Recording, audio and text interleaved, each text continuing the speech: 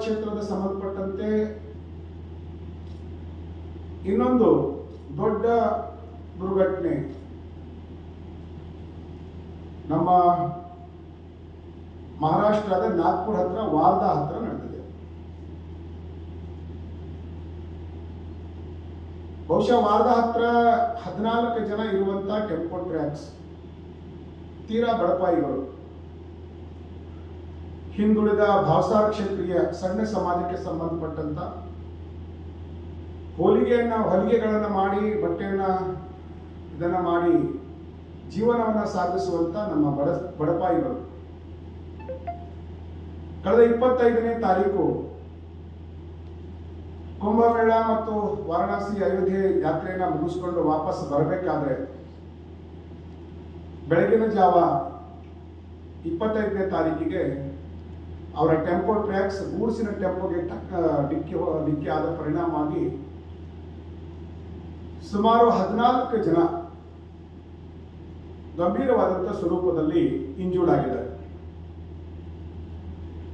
ಅಲ್ಲೇ ಪಕ್ಕ ಇರುವಂತಹ ಸಾಂಗ್ವಿ ಹತ್ರ ಇರುವಂತಹ ಒಂದು ಖಾಸಗಿ ಆಸ್ಪತ್ರೆಯಲ್ಲಿ ಅಲ್ಲಿರುವಂತಹ ವಾರ್ಧಾದ ಸಾರ್ವಜನಿಕರು ಮತ್ತು ವಿಶೇಷವಾಗಿ ನಮ್ಮ ಜಿಲ್ಲೆಯಿಂದ ಹೋಗುವಂತ ಯಾತ್ರಾರ್ಥಿಗಳು ಕೂಡ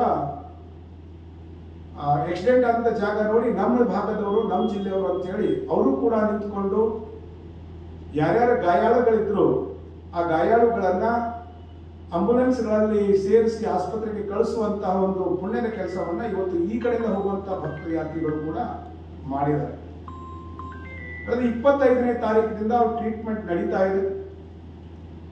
ವಿಷಯ ಗೊತ್ತಾಗಿದ ತಕ್ಷಣ ಭಾವಸಾರ ಕ್ಷೇತ್ರೀಯ ಸಮಾಜದ ಹಿರಿಯರನ್ನ ಸೇರಿಸಿಕೊಂಡು ನಾವು ಮಾನ್ಯ ಡಿ ಸಿ ಸಾಹೇಬರಿಗೆ ಇದರ ವಿಷಯವನ್ನ ತಿಳಿಸುವಂಥದ್ದು ಮತ್ತು ADC ಅವರಿಗೆ ಭೇಟಿ ಮಾಡಿ ಮಾತಾಡಿ ಆ ಯಾತ್ರಿಕರು ನಮ್ಮವರು, ನಮ್ಮ ಜಿಲ್ಲೆಯವರು, ನಮ್ಮ ಕರ್ನಾಟಕ ರಾಜ್ಯದವರು ಹೇಗೆ ವಾರಣಾಸಿಯಲ್ಲಿ ತಾವು ವ್ಯವಸ್ಥೆಗಳನ್ನ ಮಾಡಿಕೊಟ್ಟಿದ್ವಿ ಅದೇ ರೀತಿ ಇವರಿಗೂ ಕೂಡ ಸೂಕ್ತವಾದ ಚಿಕಿತ್ಸೆಯನ್ನ ನೀವು ತಾವು ಮಾಡಿಕೊಡಬೇಕು ಅನ್ನುವಂತಹ ವಿನಂತಿಯನ್ನ ನಾವು ಮಾಡಿಕೊಂಡಿದ್ದೀವಿ.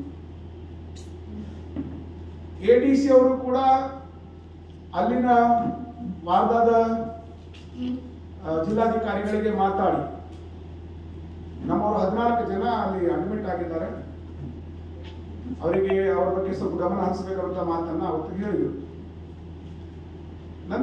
ಅದರ ನಂತರ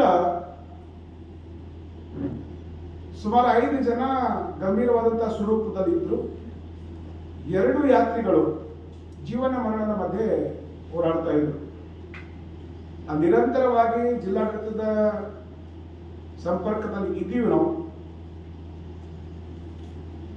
ನಾವು ವಿನಂತಿಯನ್ನ ಮಾಡ್ಕೊಂಡಿದ್ದೀವಿ, ಅವರಿಗೆ ಸೂಕ್ತವಾದಂತ ಚಿಕಿತ್ಸೆ ಆಗಬೇಕು ಮತ್ತು ಅವರನ್ನ ಬೀದರ್ ಕರ್ಕೊಂಡು ಬರಬೇಕು ಅಂತ ಹೇಳಿ ನಮ್ದು ವಿನಂತಿ.